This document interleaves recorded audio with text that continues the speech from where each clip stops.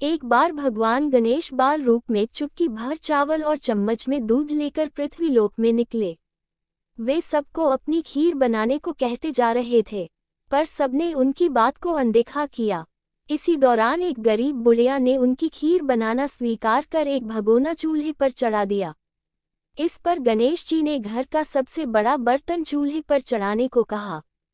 बुढ़िया ने बाल लीला समझते हुए घर का बड़ा भगोना उस पर चढ़ा दिया। कुछ देर में ही एक चमत्कार हुआ।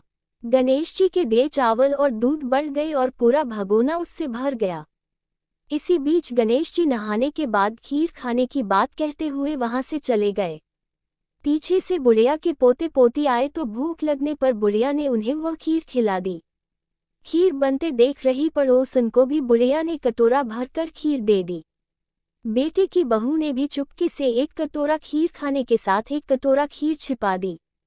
आजा रे गणेशिया खीर खा ले। इसके बाद भूख लगी तो बुढ़िया ने भी खाने के लिए खीर हाथ में ले ली और बोली, आजा रे गणेशिया खीर खा ले। तभी गणेश जी वहां पहुंच गए और बोले कि मैंने तो खीर पहले ही खा ली।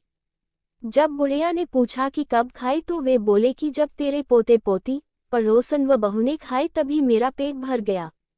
इसके बाद जब बुढ़िया ने बाकी बची खीर के उपयोग के बारे में पूछा तो गणेश जी ने उसे नगर में बांटने को कहा।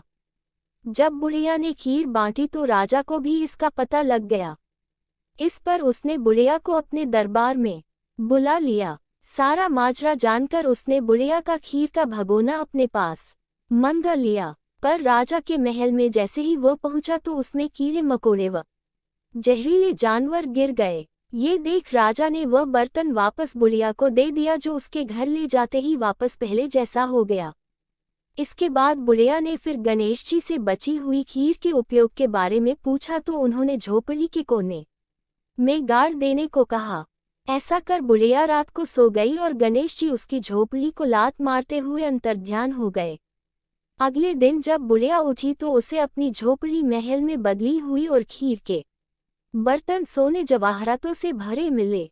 गणेश जी की कृपा जानकर बुढ़िया काफी प्रसन्न हो गई। कथा के बाद की कामना है गणेश जी महाराज, आपने जैसा फल बुढ़िया को दिया वैसा सबको देना। कथा कहने वाले व हुंकार भरने वाले और आसपास के सुनने वाले सबके भंडारे भरे रखना।